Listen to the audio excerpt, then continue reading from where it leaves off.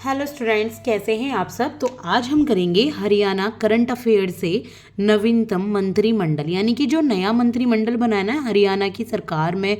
तो अभी जब चुनाव हुए थे आपके अक्टूबर में, तो नया मंत्रिमंडल कौन सा बना है और कौन कौन किस किस चीज़ के आपके यहाँ पर मुख्य हैं, तो हम आप यहाँ पर पढ़ेंगे।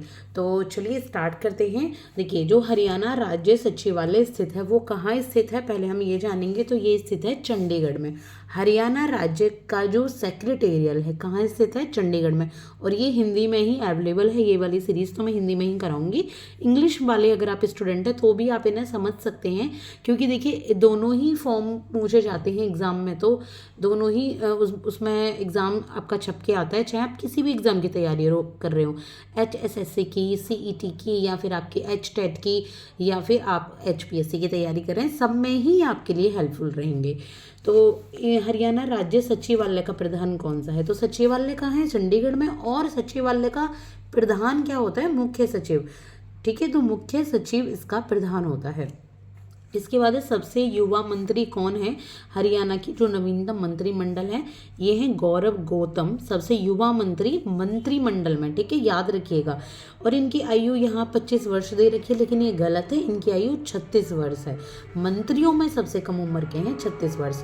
इसके बाद सबसे उम्र दराज मंत्री कौन से हैं, तो सबसे उम्र दराज मंत्री हैं श्याम सिंह राणा, और ये 76 वर्ष के हैं, 76 ईयर्स के। सबसे उम्र दराज कौन से हैं, श्याम सिंह राणा। एक बात मैं यहाँ कहना चाहूँगी, देखिए ये जो बुक है ये काफ़ी अच्छी बुक है, बहुत अच्छी बुक है, लेकिन फिर भी अगर आपको कहीं पर भी लगे 1% भी, अगर आपने पहले कहीं और से तैयारी की हुई है या आप डेली करंट अफेयर पढ़ते हैं कि कहीं दिक्कत आ सकती है, कहीं पर कुछ मिस्टेक है, तो आप उसको सही कर सकते हैं, मुझे कमेंट करके भी बता सकते हैं। ठीक है, अब नेक्स्ट है अंग्रेजी में शपथ लेने वाली एकमात्र मंत्री हैं। तो अंग्रेजी में जिन्होंने शपथ ली है अब की बार वो मंत्री हैं, उनका नाम है श्रुति चौधरी। और ये कौन है ये आगे आपको अभी पता लग जाएगी। ठीक है, इसमें सारी डिटेल्स दी गई हैं। तो कोई भी डाउट मन में आ रहा है तो अभी आप सिर्फ और सिर्फ प्रेजेंट पर ध्यान दीजिए कि क्या पढ़ाया जा रहा है, उसके बाद आगे का आपको साथ के साथ बता दिया जाएगा। तो इनका नाम है श्रुति चौधरी। प्रथम बार किसने विधायक मंत्री बनाए गए हैं, कितने विधायक मंत्री बने हैं प्रथम बार, तो विधायक मंत्री जो बने हैं वो बने हैं 6, यानी कि 6 विधायकों को मंत्री बनाया गया है। इसके बाद सबसे अमीर मंत्री कौन है, सबसे अमीर मंत्री भी यहाँ पर श्रुति चौधरी हैं, जिनके पास 134 करोड़ की संपत्ति है। इसके बाद सबसे कम संपत्ति वाले मंत्री, तो ये हैं श्याम सिंह राणा, जिनकी सबसे ज़्यादा एज भी है ना, वो सबसे कम संपत्ति है उनके पास।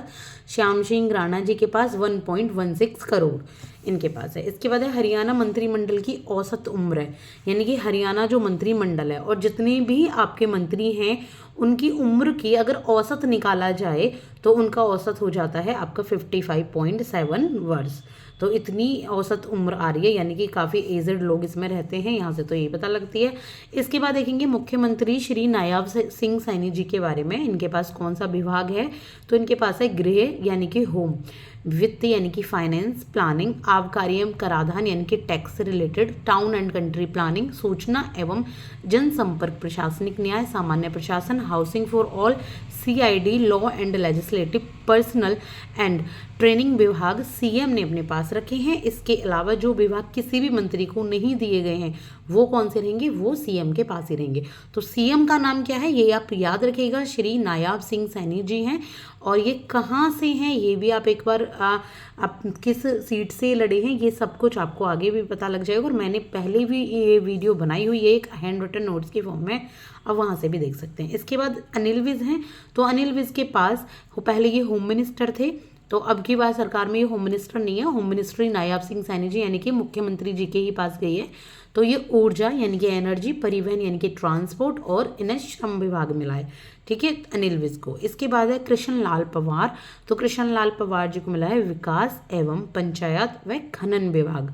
तो ये मिला है किसको, डेवलपमेंट और पंचायत वाला जो विभाग है वो मिला है कृष्ण लाल पवार जी को। इसके बाद है राव नरवीर सिंह, तो राव नरवीर सिंह जी को जो विभाग मिला है ये उद्योग, पर्यावरण, वन एवं वन्य प्राणी, विदेश सहयोग विभाग एवं सैनिक और अर्धसैनिक कल्याण, ये राव नरवीर सिंह जी को मिला है। इसके बाद है महिपाल ढांडा, तो महिपाल ढांडा को जो विभाग मिला है वो मिला है स्कूल और उच्च शिक्षा, हायर एजुकेशन, आर्काइव और संसदीय कार्य विभाग, ये किसको मिला है, महिपाल ढांडा जी को मिला है।